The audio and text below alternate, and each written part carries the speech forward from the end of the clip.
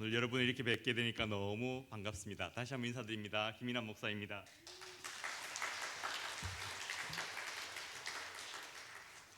저를 모르시는 분도 많이 계실 터인데요. 실은 저도 오랜만에 이 자리에 서서 여러분을 뵈니까 여러분 얼굴 중에서 반가운 분들도 있고 아직 낯선 분들도 있는 것 같습니다. 저는 초등학교 5학년 때부터 대일교회를 다니기 시작했고요. 중고등학교, 대학교 신대원 1학년 때까지 교회에서 이런저런 봉사를 했었습니다. 그리고 신대원 1학년 2학기 때에 명덕교회로 전도사를 나가게 됐고요. 그 다음에 동일교회에서 사역을 하다가 유학 나가서 지금 미국에 거처하고 있습니다. 대일교회는 제게 고향 같은 곳입니다. 그래서 교회를 떠나서 다른 교회에서 사역하고 있었지만 늘 제 마음속에 이 교회가 있었습니다. 실은 이곳이 제게 본당의 의미도 있지만 제게는 야구장의 의미도 있습니다. 이 공간을 공사할 때에 여기가 다이아몬드처럼 생겼잖아요. 그래서 친구들하고 여기 와서 야구를 했었습니다. 그때는 꼬맹이였죠. 아주 어린 시절이었는데 공을 쳐서 2층까지 올라가면 홈런 뭐 그런 적이 있었더랬습니다. 그런데 이제는 이곳에서 함께 또 기도하고 기도의 불을 지피는 그런 공간이 되어서 얼마나 큰 의미가 있는지 모릅니다. 특별히 이번에 교회에 오게 되면서 실은 할머니 때문에 여기 왔잖아요. 할머니 얼굴을 뵙고 생각보다 또 건강해지신 모습을 뵙는 것도 참 감사했고요. 이번에 오 목사님께서 늘푸른 대학하고 금요 기도회 설교 기회를 주신 것도 참 감사했습니다. 어제 늘푸른 대학을 했는데요. 거기서 우리 장로님, 권사님, 집사님들을 뵈면서 제가 타임머신 타고 한 10년 전쯤, 20년 전쯤으로 확 돌아간 것 같았어요. 그분들 뵙는 것이 제게 참 은혜였습니다. 어린 시절 생각해보면 별것 없는 그런 아이였을 텐데 예수님 사랑으로 사랑해 주셨던 것이 참 감사했고요. 오늘 금요 기도회에 설교 주신 것에 저는 내심 많이 놀랐습니다. 왜냐하면 금요 기도회는 제가 대일교회를 생각할 때 가장 생각나는 곳이거든요. 이 시간이 제게 가장 특별한 시간이고요.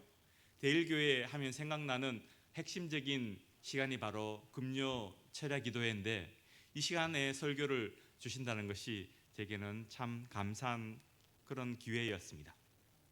오늘 설교를 어떻게 하면 좋을까 생각을 하다가 기도하는 가운데 좀 어려운 얘기는 빼자, 그리고 좀 많이 소통할 수 있는 그런 얘기들을 하자 하는 감동을 주셨어요. 그래서 여러분들하고 그 얘기를 한번 같이 나눠보면 좋겠습니다. 62편도 여러분들 아마 잘 아시는 그런 시편이시죠? 그죠? 62편 읽으면 여러분 생각나는 가스펠송이 하나 있으실 겁니다. 뭡니까? 맞습니다. 나의 영혼이 잠잠히 하나님만 바라며 하는 그 가스펠송 여러분 기억나시죠? 이 62편을 몰라도 가스펠송을 아는 분들은 많으실 겁니다. 여러분, 잠잠히 하나님만 바라며 라고 했는데요, 바란다는 게 뭡니까? 쉽게 말해서 바라는 것은 소망하는 거잖아요. 그죠? 소망하면 여러분 뭐가 생각나십니까? 믿음, 소망, 사랑. 네, 맞습니다. 기독교에서 제일 중요한 이 3대 키워드 믿음, 소망, 사랑 아닙니까? 그리스도인들은 소망을 품는 사람들입니다. 아무리 힘들어도요, 소망만 있으면 견뎌낼 수 있잖아요. 사도 바울은 우리에게 말하기를 소망이 우리에게 기쁨을 준다고 말했고요. 그 소망을 품으면 우리가 즐거워할 수 있다라고 말해 주었습니다. 그런데 또 한편 생각해 보면 바란다는 것은 뭔가 필요한 게 있다는 얘기죠. 그렇죠? 필요하니까 바라잖아요. 필요 없는데, 충분한데 뭔가를 바라진 않죠. 그럼 성도들에게 필요한 것은 무엇일까요? 우리는 뭐가 필요합니까? 여러분들은 뭐가 필요하십니까? 우리가 필요한 여러 가지 기도 제목들이 있을 겁니다. 어떤 분들은 건강의 문제로, 어떤 분들은 자녀 문제로, 어떤 분들은 부모님에 대한 문제로, 어떤 분들은 진로에 대한 문제로, 취직에 대한 문제로 여러 가지 기도 제목들을 가지고 있습니다. 그러면 그 필요한 것들이 있으면 뭐 합니까? 기도하잖아요. 오늘 이 밤에 여러분들 왜 나오셨습니까? 뭐하러 나오셨다고요? 맞습니다. 기도하러 나왔죠. 우리가 기도하러 이 자리에 나왔습니다. 그러면은 왜 기도하러 나왔습니까? 왜 기도하러 나왔습니까? 네, 어떤 분들은 기도 제목이 있으니까 기도하러 나왔지 할 거고요. 어떤 분들은 기도하면 하나님이 들어주시니까 나왔지 하실 겁니다. 여러분들에게 기도 제목들은 어떤 것입니까? 기도하시면서 실제로는 무엇을 기도하고 계십니까? 그리고 어떤 마음으로 기도하고 계십니까? 오늘 금요철의 예배에서 우리가 그것에 대해서 한번 생각해 보면 좋겠습니다. 우선 첫 번째 우리가 찾아볼 진리는요, 하나님만 바라라 하는 것입니다. 따라해 봅시다. 하나님만 바라라. 네, 5절 같이 읽어봅시다. 다음 페이지 넘겨주세요. 시작. 나의 영혼아 잠잠히 하나님만 바라라. 물은 나의 소망이 그로부터 나오는도다 합니다. 아멘. 하나님만 바라라는 것은 하나님이 우리의 희망이라는 말입니다. 우리 희망이 하나님으로부터 나온다는 것이죠. 만약에 우리가 우리 희망을 눈에 보이는 세상에 두면요, 상황에 따라서 희망이 보였다가 안 보였다가 그렇게 됩니다. 잠깐 있다가 없어지는 뜬구름 같은 그런 상황을 우리가 맞게 된다는 것입니다.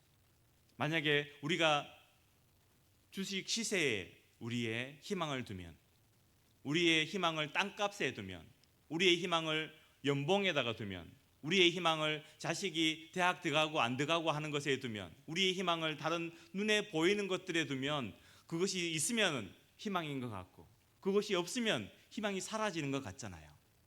그런 것이 진짜 희망이 아니라는 거죠. 무엇가 진짜 희망입니까? 실은 눈에 보이지 않는 것이 진짜 우리의 희망이 됩니다. 그래서 바울은 로마서에서 얘기하기를 눈에 보이는 것은 소망이 아니다 라고 했습니다. 그럼 무엇이 진짜 소망이라는 것입니까? 눈에 보이지 않는 것이 진짜 소망이라는 말입니다. 그래서 우리는 눈에 보이지 않는 우리 하나님을 우리의 소망으로 삼고 그 하나님께 기대고 그 하나님께 매달리고 있는 것입니다. 성도 여러분, 오늘 5절에 보면 시작이 나의 영혼아 라고 했잖아요. 잠잠히 하나님만 바라라 했는데요, 그 시작을 왜 나의 영혼아 라고 시작을 할까요? 이 시인이 노래하면서 내 영혼아 라고 부르고 있습니다. 그것은요, 객관적으로 얘기하면 다 안다는 겁니다.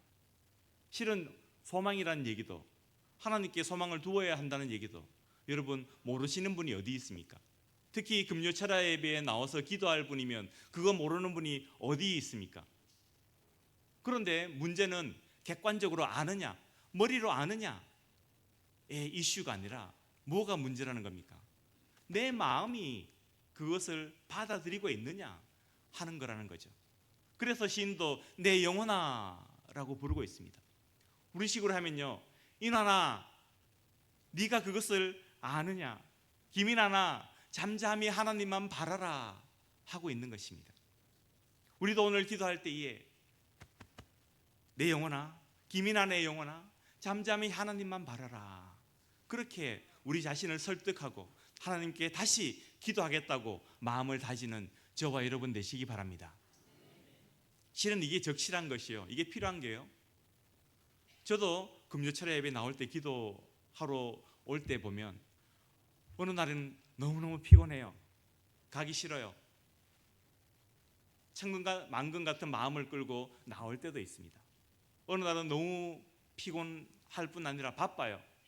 지금 또 뭔가를 못 끝내고 있는데 기도하러 가야 된다는 게 너무 부담스러울 때도 있습니다. 어떤 날은 이런 마음이 들 때도 있습니다. 그런데 그때 어떻게 했냐 하면요, 이 말씀을 붙들고 인하나 가서 하나님을 기다리자, 하나님을 바라보자 하고 제 자신에게 얘기하고 제 머리를 잡고 이렇게 끌고 가는 것입니다. 그때에 하나님께서 그날 밤마다 그런 날마다 은혜를 주셨던 경험이 있었던 것입니다. 한 번 그런 경험을 하고 나니까요, 두 번째는 무슨 생각이 드느냐 하면, 지난번에 그랬는데 이번에도 이 몸을 이끌고 다시 나가볼까? 피곤한 거 조금만 참고 나가볼까? 바쁜 거 조금만 미루고 나가볼까? 그러면 나가서 기도하면 어떻게 됩니까? 또 은혜를 주시는 거예요. 다음에 또 은혜를 주시는 거예요. 3번, 4번 쌓이고 나니까 이제는 배운 거죠. 이나나 가자. 이나나 가면 은혜 받는다. 이게 신호다. 사단이 우리를 막고 있는 신호다. 이걸 깨고 나가면, 돌파하고 나면 은혜 주신다. 그래서 자리에 나와서 기도하고 더 기도할 때에 주님께서 은혜 베풀어 주셨던 것입니다. 사랑하는 성도 여러분, 여러분도 이 밤에 그런 철야 예배의 경험을 나누시기 축복합니다. 두 번째 진리는요, 따라해 봅시다. 흔들리지 말자. 6절에 나와 있습니다. 시작, 같이 읽어봅시다.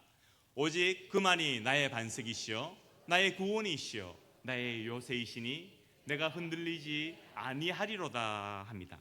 아멘. 내가 흔들리지 않겠다 합니다. 왜?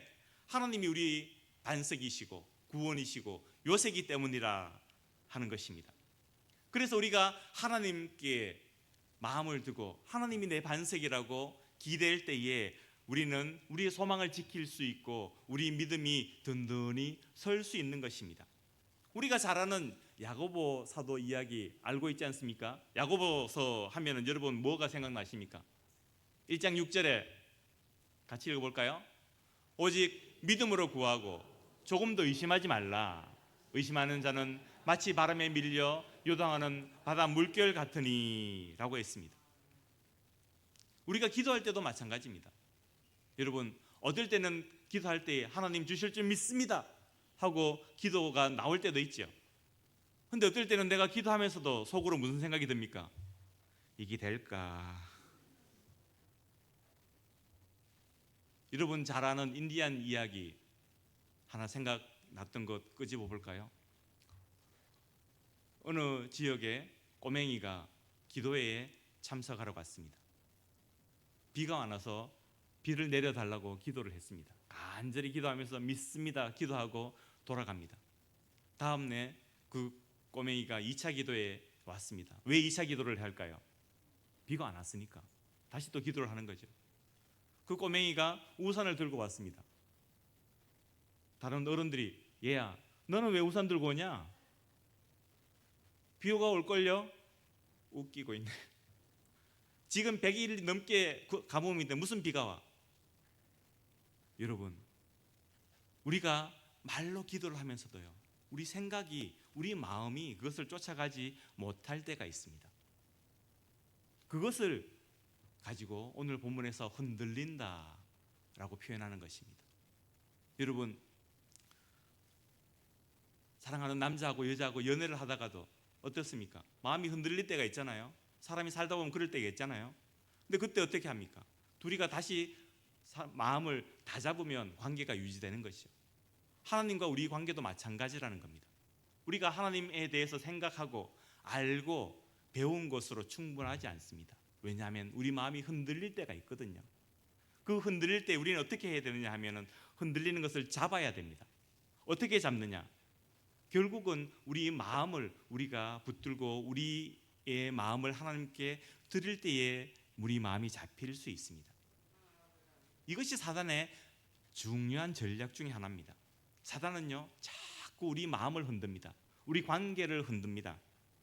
그래서 자꾸 내게서 소망이 없어지게 합니다. 내게서 자꾸 자신감이 없어지게 합니다. 좌절하게 만들고 실망하게 만듭니다. 저에게도 그랬습니다. 사단이 제게 무슨 얘기를 틈만 나면 하고 저를 고소했냐 하면요, 야 김인환, 너는 안 돼.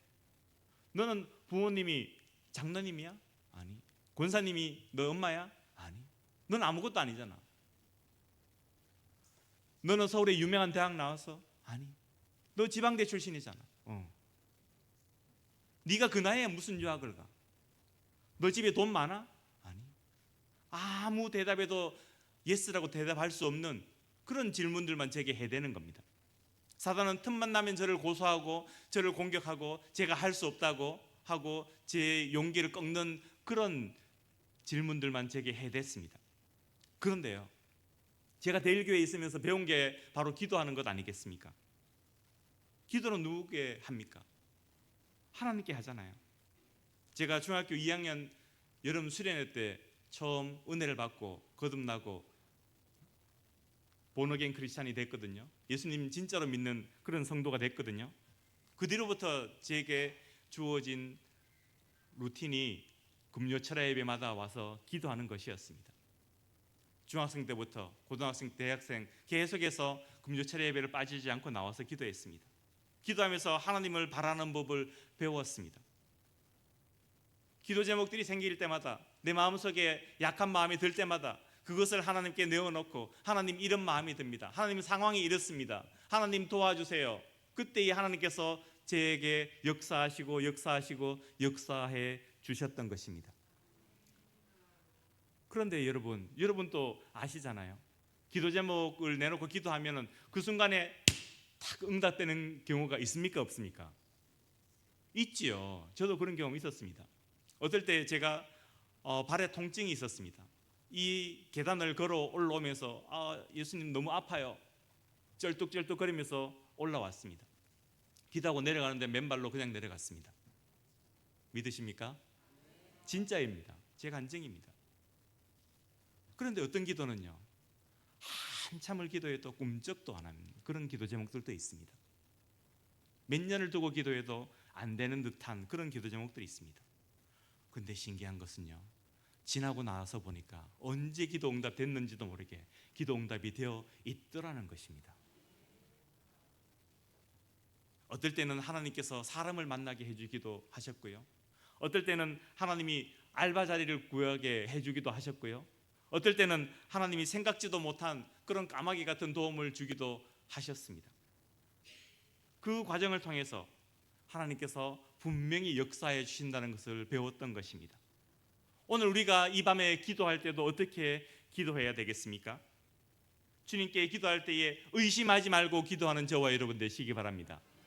나는 그 방법을 모르고, 나는 그 때를 모르지만 하나님께서 분명히 하나님의 방법으로 역사하시고, 하나님께서 분명히 하나님의 때에 역사해 주실 줄 믿습니다. 주님께서 우리에게 말씀하신 것이 무엇입니까? 내 믿음대로 될지어다. 하나님께서 믿는 자에게 능치 못함이 없게 해 주실 줄 믿습니다. 오늘 저희들이 나눌 수 있는 세 번째 주제는 하나님께 마음을 토하라 하는 것입니다. 따라해 봅시다. 하나님께 마음을 토하라. 이것이 8절에 나온 말씀입니다. 시작. 백성들아, 시시로 그를 의지하고 그 앞에 마음을 토하라. 하나님은 우리의 피난처시로다. 셀라. 저는 여기에서 의지하고 하는 단어에 한참을 머물러서 말씀을 읽었던 적이 있습니다. 의지한다는 말 뜻이야 쉽죠. 확실히 믿고 또 안전하게 느낀다, 또 의심하지 않는다, 또 기댄다, 뭐 그런 뜻이 있는 것 아니겠습니까? 여러분, 누구에게 의지할 때, 기댈 때 어떻게 기댑니까? 지금도 2층에 있는 우리 분홍색 입은 예쁜 어린이가 엄마에게 이렇게 기대는 모습을 보여주었습니다. 기댈 때 어떻게 기댑니까? 고개를 돌리죠. 그런데요, 여러분, 잘 모르는 사이일 때에는 기댈 때에 머리에 힘이 들어갑니까? 안 들어갑니까? 들어가죠. 어떻게 그렇게 잘하십니까?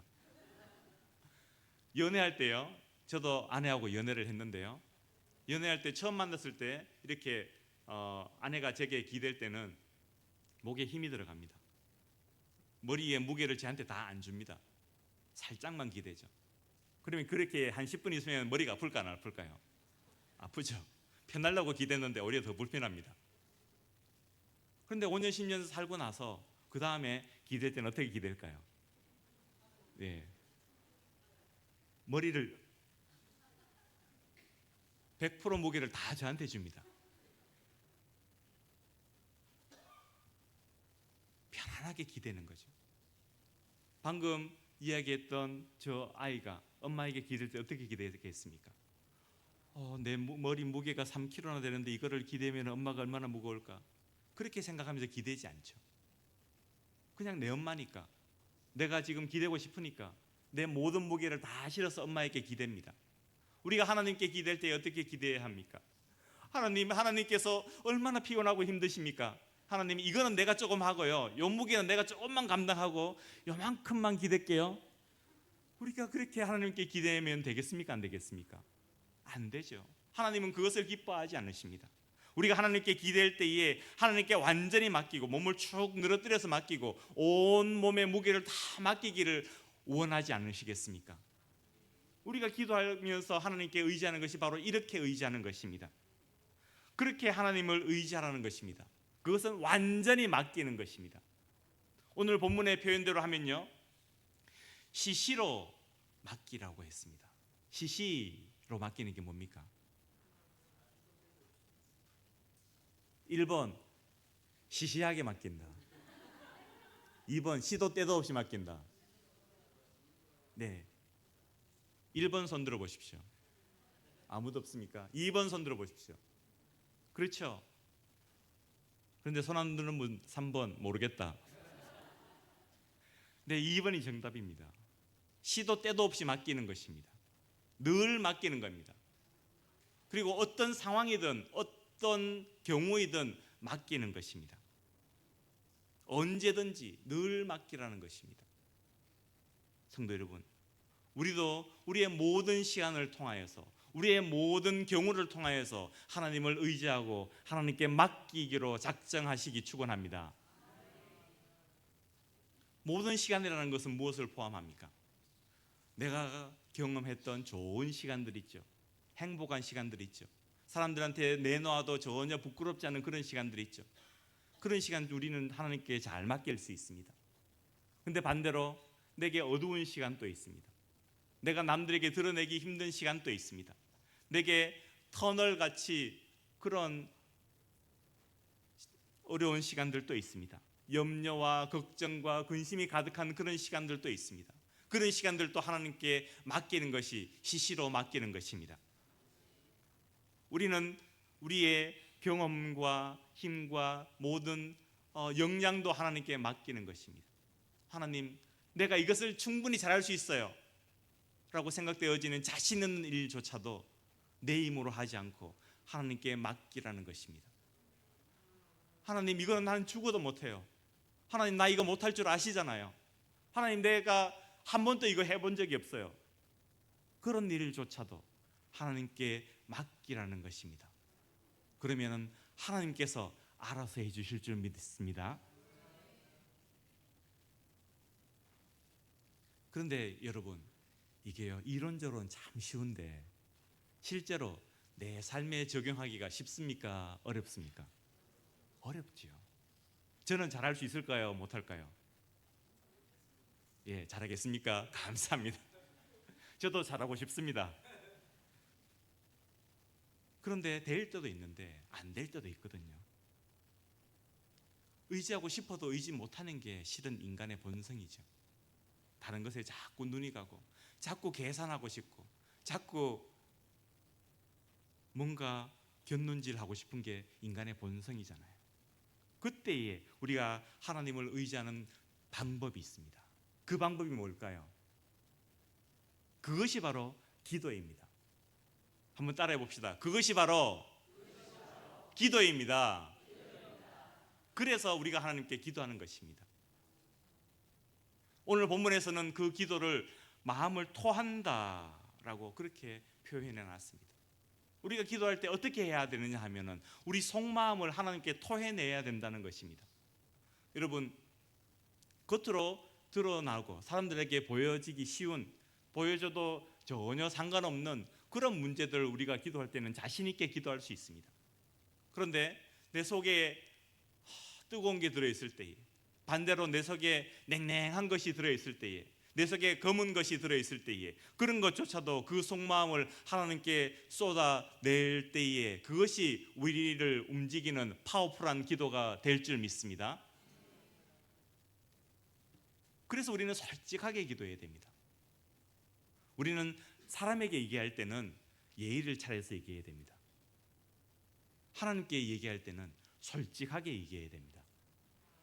이거의 차이입니다. 솔직하게 얘기한다는 것은요, 하나님께 불평해도 되고요, 하나님께 욕해도 됩니다.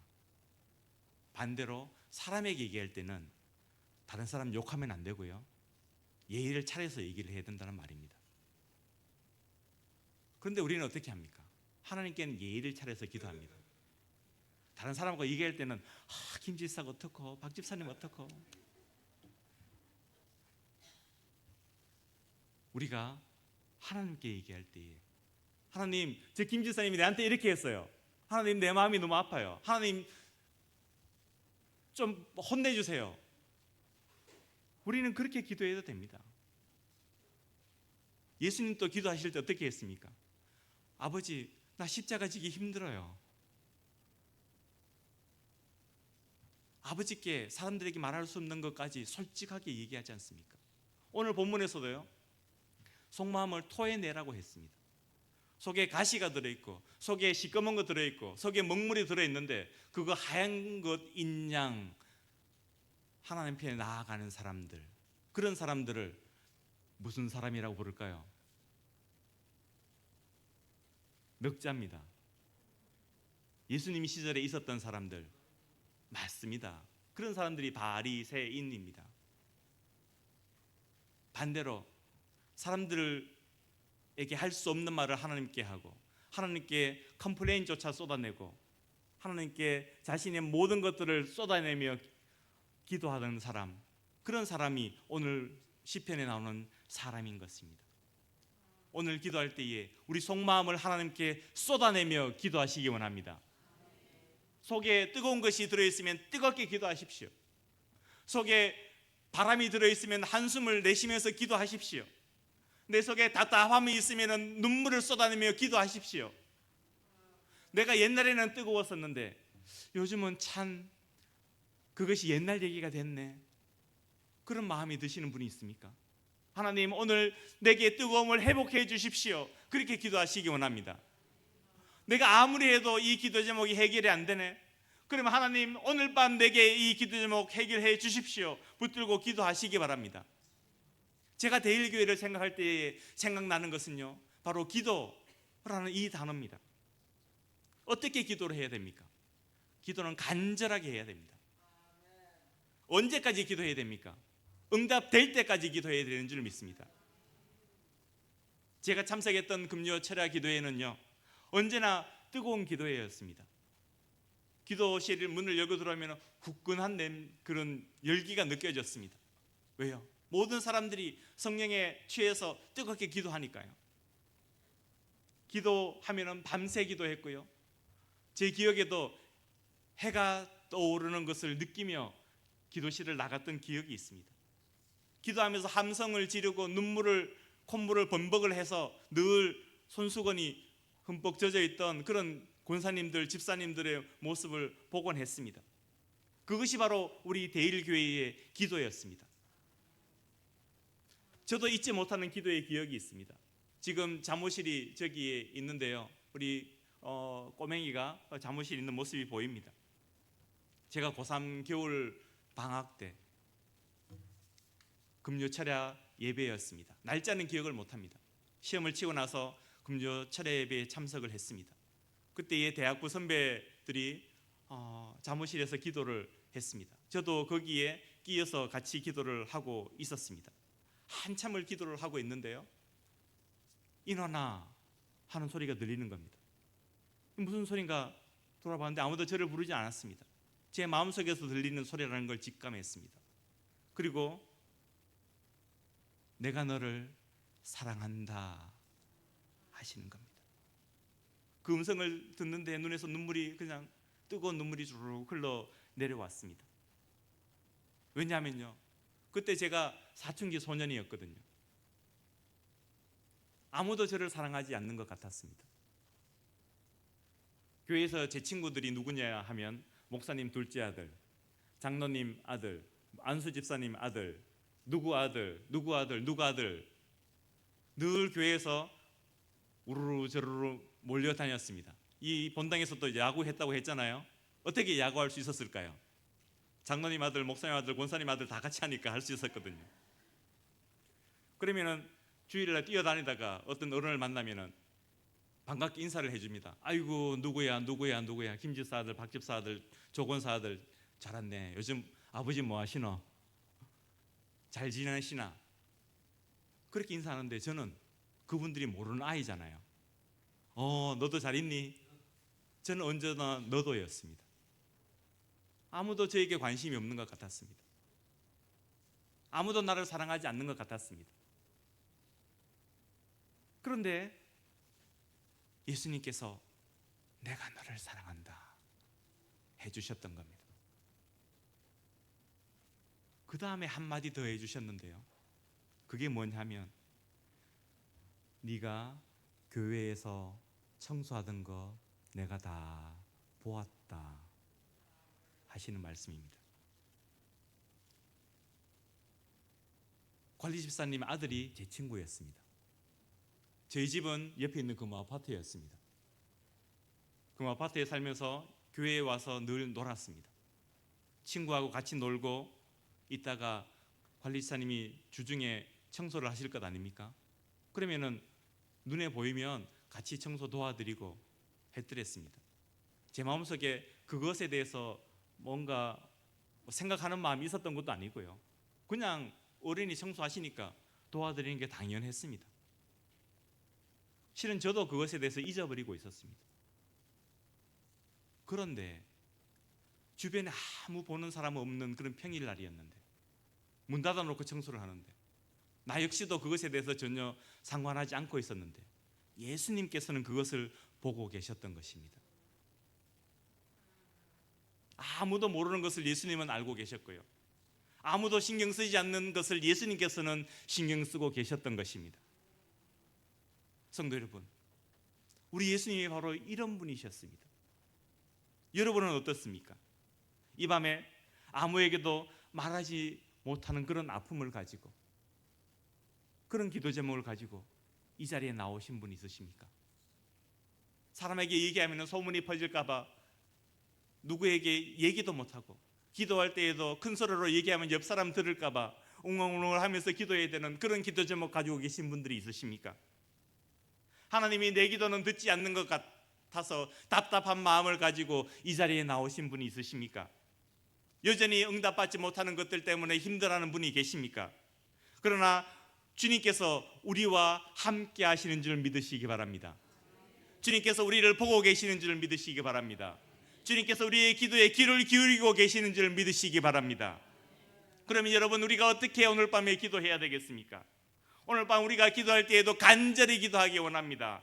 내 마음을 토하며 기도하기 원합니다. 하나님께서 들으실 줄 믿고 기도하기 원합니다. 여러분은 언제 기도하다 목이 쉬어 보셨습니까? 여러분은 언제 기도하다가 눈물 흘려 보셨습니까? 수건이 없어서 언제 당황해 보셨습니까? 오늘 이 밤이 그 밤이 되시기 원합니다. 오늘 작심하고 우리 한번 기도하겠다고, 기도하다가 목청이 터져 보겠다고 간절히 외치며 기도해 보시기 바랍니다. 하나님의 귀가 어두워서 우리가 외쳐야 되는 것입니까? 아닙니다. 우리가 아소리 한마디도 안 해도요, 하나님은 다 들으십니다. 그런데 우리가 왜 외치며 기도해야 됩니까? 그것은 내 가슴이 터지기 때문입니다. 내가 외치지 않으면 견딜 수 없기 때문입니다. 내 마음이 간절해서 이 소리를 가슴속에 담을 수가 없기 때문입니다. 그 마음을 하나님께서 보시는 것입니다. 내가 외쳐서 기도하면 하나님께서 더 들어주시고, 내가 조용히 기도하면 하나님이 안 들어주시고 하는 것이 아니란 말입니다. 하나님은 내 마음속에 그 간절함을 보시는 것입니다. 그 간절함을 통해 하나님께서 역사하기 원하시기 때문입니다. 그러므로 성도 여러분, 오늘 기도할 때에 우리의 속마음을 토하며 기도하고 우리의 모든 간절함을 담아서 하나님께 기도하는 저와 여러분 되시기 바랍니다. 그때 하나님께서 들으시고 하늘 보좌를 움직이시고 역사해 주실 줄 믿습니다. 오늘 우리가 간절한 마음을 담아서 함께 찬양해 보겠습니다. 이 시간에 하늘의 문을 여셔서 함께 찬양해 봅시다. 주님께 우리가 간절하게 기도하는 마음으로 찬양합시다. 주님, 우리에게 하늘의 문을 열어주시옵소서. 주님, 내가 기도하고 있는 이 자리를 기억해 주시옵소서. 이곳을 주목해 주시옵소서. 아버지 하나님, 내가 하늘을 향하여서 외치며 기도할 때에, 간절한 마음으로 기도할 때에 하늘에서 귀를 기울여 주시고 우리에게 역사해 주시옵소서. 주여, 우리에게 임재하여 주시고 우리 가운데 성령의 불을 내려 주시옵소서. 우리가 기도하는 마음으로 함께 외치며 또 마음을 다해서 찬양하겠습니다. 같이 찬양해 주시기 바랍니다.